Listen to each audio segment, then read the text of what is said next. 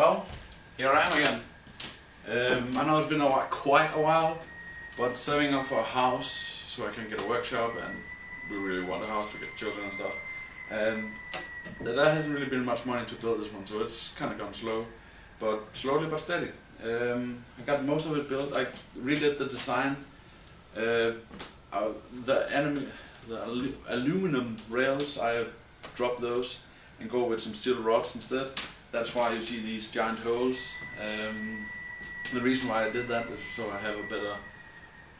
better can calibrate them. I'll just simply stick a rod. I don't really have anything I could say about this one would go. So simply stick the rod in here. This is too big. And then 4 screws on the side and on top and bottom. And that way I can move it around and make sure it's straight. And that's where these come in. I still need to cut these out. Then I glue it on here and screw in, and then I can adjust the rails as needed. And the same is going for the bridge up here, and or galleon or whatever you guys call it. And yeah, and for the up and down, I'm gonna do something different. We'll get into that in a later video, I guess. I'm done that now. I'm only cut up some of the pieces for that part. Now I ended up using the cross dowels instead of the knots that I showed in the first video, because it's kind of seemed easier and then it could tighten it down far harder. So the only problem with that is I don't have a drill press, and yeah, even if I go out and buy one, I don't have the power to do it down at the parking lot, so I only can use my battery drill thingy. And so I made this jig instead.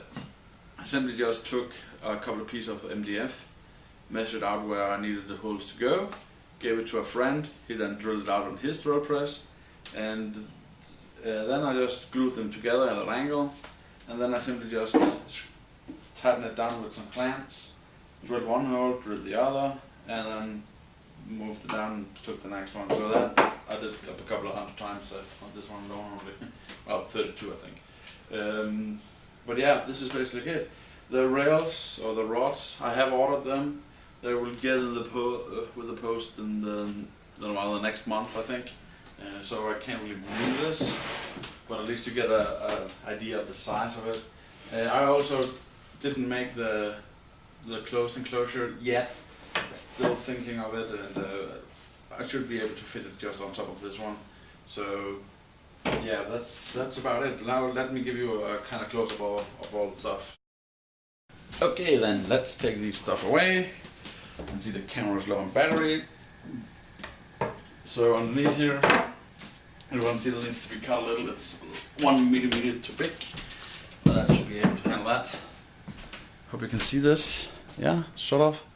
Down here I still have this. It needs to be mounted up at the top here, around here I think, and then it goes on top of that, and then the motor will be here, actually here, and then what you call it? You know, a screw thingy. I don't know, what the hell do you call them?